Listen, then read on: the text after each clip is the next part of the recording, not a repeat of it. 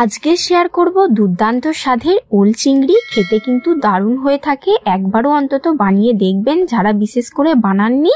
আর সাথে থাকছে বাঙালিদের খুবই প্রিয় সর্ষে ইলিশ। শুনেই কিন্তু অনেকের মন ভালো হয়ে যাবে এমন খাবার। নমস্কার বন্ধুরা, সোমা কুকিংয়ে আপনাদের সকলকে স্বাগত জানাই। আশা করি আপনারা সকলেই ভালো আছেন। আমি আবারও একটা নতুন রেসিপি নিয়ে চলে এসেছি। আজকের কিন্তু দুটো রেসিপি ফাটাফাটি ছিল, আপনারা খেলেই কিন্তু ভিন্ডি খেয়ে পড়বেন, এতটা ভালো হয় আর কি। স্কিপ না করে সম্পূর্ণ রেসিপিটা দেখবেন, কারণ রেসিপির মাঝখানে কিছু গুরুত্বপূর্ণ টিপ অ্যান্ড ট্রিক্স শেয়ার করব, যাতে আপনারাও এই রেসিপিটা সহজভাবে বানিয়ে নিতে পারবেন। বন্ধুরা, এই রকম নিত্য নতুন রেসিপি দেখার জন্য আমার চ্যানেলটাকে সাবস্ক্রাইব করে নেবেন, পাশে থাকা বেল আইকনটাকে অবশ্যই প্রেস করবেন, যাতে আমার চ্যানেলের নিত্য নতুন রেসিপি আপনাদের সকলেই সবার কাছে খুব সহজেই কিন্তু পৌঁছে যাবে। প্রতিদিন তো দুপুরে নিত্য নতুন রেসিপি বানাচ্ছেন, একবার এই রকম ভাবে ওল চিংড়ি বানিয়ে দেখতে পারেন, খুবই কিন্তু ভালো লাগবে। রেসিপিটা ভালো লাগলে তোমাদের বন্ধুর কাছে শেয়ার করে দেবেন, যাতে তারা এই রেসিপিটা বাড়িতে খুব সহজে বানিয়ে নিতে পারে। অনেক তো কথা হলো, চলুন এবার সম্পূর্ণ রেসিপিটা শুরু করা যাক। ওল চিংড়ি করা হবে, তাই প্রথমে ওল লাগবে। তো আপনারা দোকান থেকে ভালো জাতের বড় ওল থেকে হাফ কেটে নেবেন। ওল তো বেশ বড়ই হয়, বেশি লাগবে না, আপনারা যতটুকু করবেন সেই অনুযায়ী কেটে আনবেন। বড় ওল থেকে কেটে আনলে কিন্তু তাড়াতাড়ি সিদ্ধ হয়ে যাবে, ছোট ওল যদি নিয়ে করেন তাড়াতাড়ি সিদ্ধ হবে না। আমার মা কিন্তু ওলটাকে ভালো করে ছাড়িয়ে নিয়ে তারপরে পিচ করে কেটে তারপরে লম্বায় এইরকম ভাবে সরু সরু করে কেটে নিয়ে কিউব করে তারপরে কেটে নিয়েছে।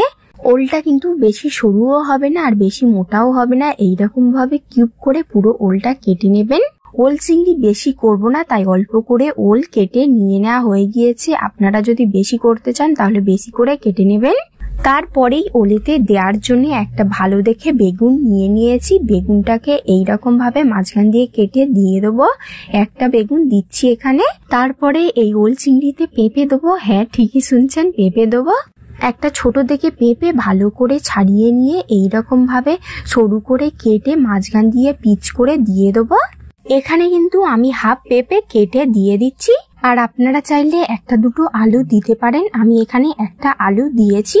এদিকে সর্ষে ইলিশ বানানোর জন্য ইলিশটাকে ভালো করে ধুয়ে পরিষ্কার করে এইরকম ভাবে পিস পিস করে কেটে নিয়েছি। আপনারা যে কটা করবেন সেই অনুযায়ী কেটে নিয়ে নেবেন মাছটাকে। তারপরে গ্যাসেতে কড়া বসিয়ে তেল দিয়ে দেবো। মাছ আর চিংড়িটাকে প্রথমে ভেজে নেবো। তো প্রথমে আমি চিংড়িটাকে নিয়ে ভাজবো। তো এখানে আমি 200 মতন চিংড়ি ভালো করে পরিষ্কার করে ধুয়ে নিয়ে নিয়েছি। স্বাদ মতন লবণ, হলুদ গুঁড়ো, লঙ্কার গুঁড়ো দিয়ে চিংড়িটাকে ভালো করে ভেজে নিতে হবে।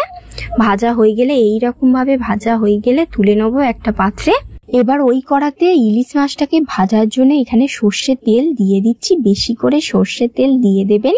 ইলিশ মাছে হলুদ, লবণ, লঙ্কার গুঁড়ো দিয়ে ভালো করে মাখিয়ে তেলেতে দিয়ে দিচ্ছি। 5টা মতন ইলিশ মাছ আমি তেলেতে দিয়ে দিয়েছি।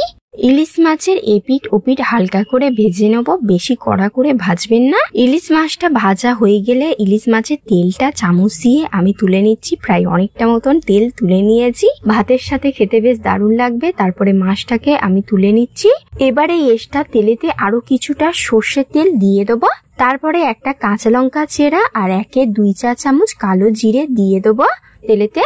এটাকে হালকা ভেজে নিয়ে 3 টেবিল চামচ সর্ষে পোস্ত বাটা আর সাথে কাঁচা লঙ্কা বাটা দিয়ে দেবো। সাদা সর্ষে, কালো সর্ষে আর অল্প করে পোস্ত, সাথে 2টো লঙ্কা একসাথে বেটে নিয়েছি। তারপরে 1-2 চা চামচ হলুদ দিয়ে দেবো। স্বাদ মতন লবণ দিয়ে এগুলো ভালো করে নেড়ে নিয়ে আরো কিছুটা জল দিয়ে দেবো। তারপরে স্বাদটাকে ব্যালেন্স করার জন্য অল্প করে চিনি দিয়ে দেবো আর ঝোলটা ফোটার অপেক্ষা করব। এইরকম ফুটে উঠলে একটা একটা করে সব ইলিশ মাছগুলো দিয়ে দেবো ঝোলেতে। মাছগুলো ঝোলেতে দিয়ে ঢাকনা দিয়ে কিছুক্ষণ রেখে দেবো। কিছুক্ষণ পর ঢাকনাটা খুলে নিলেই কিন্তু আমাদের সর্ষে ইলিশ রেডি হয়ে যাবে। ইলিশ মাছের নানান রকম রেসিপির চেয়ে কিন্তু এই রেসিপিটা সবচেয়ে সহজ, আমার তো এটাই মনে হয়। তারপরে লবণ আর ঝালটা চেক করে নেবেন ঠিক মতন হয়েছে কিনা। তারপরে গ্যাসটা অফ করে দিয়ে সর্ষে ইলিশটা নামিয়ে নেবেন একটা পাত্রে। তারপরে ওই কড়াটা ভালো করে ধুয়ে মুছে নেব, নিয়ে তারপরে কিছুটা তেল দিয়ে দেবো। তেলটা গরম হয়ে গেলে 2টো শুকনো লঙ্কা, অল্প 5 ফোড়ন আর 2টো তেজপাতা দিয়ে দেবো তেলেতে। শুকনো লঙ্কা 5 ফোড়নটা একদম লাল করে কিন্তু ভেজে নিতে হবে। তেলটা বড্ড কম দিয়ে ফেলেছি, তাই আরো কিছুটা তেল দিয়ে দিলাম। তারপরে তেলেতে একটা পেঁয়াজ কুচি আর একটা কাঁচা লঙ্কা দিয়ে দিয়েছি। পেঁয়াজটাকে ভালো করে ভেজে একদম পিঙ্ক কালার করে নিতে হবে। পেঁয়াজটা এইরকম ভাজা হয়ে গেলে 1 টেবিল চামচ মতন আদা আর রসুন, সাথে কিন্তু আমি ঝাল হওয়ার জন্য 2টো শুকনো লঙ্কা নিয়ে একসাথে বেটে আমি দিয়ে দিয়েছি। এগুলো ভালো করে কষে নিয়ে ধুয়ে রাখা সবজিগুলো দিয়ে দেবো কড়াতে।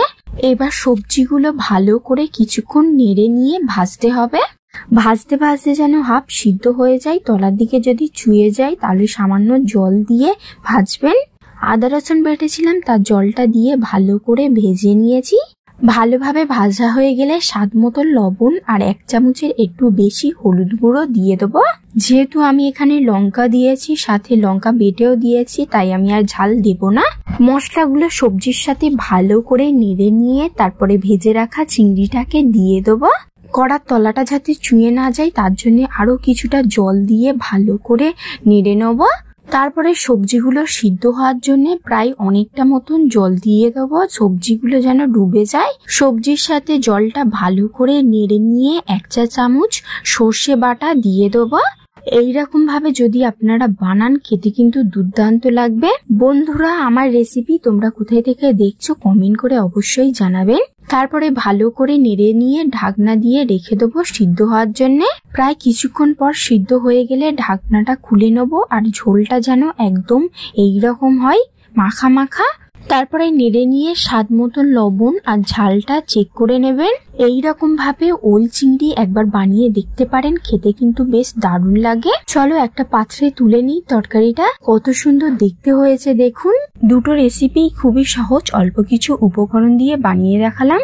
গরম ভাতের সাথে দুপুরবেলা এই দুটো রেসিপি পাতে পড়লেই কিন্তু সকলেরই মন ভালো হয়ে যাবে, এতটা দারুণ খেতে লাগে। রেসিপিটা ভালো লাগলে লাইক শেয়ার কমেন্ট করে অবশ্যই কিন্তু জানাবেন, তবেই কিন্তু মনে হবে আমাদের রেসিপি কেউ পছন্দ করছে, সাথে সাথে নিত্য নতুন রেসিপি ছাড়ারও ইচ্ছা হবে। আমার চ্যানেলে নতুন দর্শক হয়ে থাকলে আমার চ্যানেলটাকে সাবস্ক্রাইব করার অনুরোধ রইল। পাশে থাকা বেল আইকনটাকে অবশ্যই প্রেস করে নেবেন, যাতে আমার চ্যানেলে নিত্য নতুন রেসিপি আপনাদের সকলের কাছে সবার আগে পৌঁছে যাবে। রেসিপিটা ভালো লাগলে বন্ধুদের কাছে শেয়ার করে দেবেন, যাতে তারাও এই রেসিপিটা বাড়িতে বানিয়ে নিতে পারে খুব সহজে। সাথে সাথে আমার নেক্সট রেসিপি কি বানাবো সেটাও কিন্তু কমেন্ট করে জানাতে পারেন। Thank you for watching my video. ভালো থাকবেন, সুস্থ থাকবেন, আবারও দেখাবেন নতুন একটা রেসিপি নিয়ে।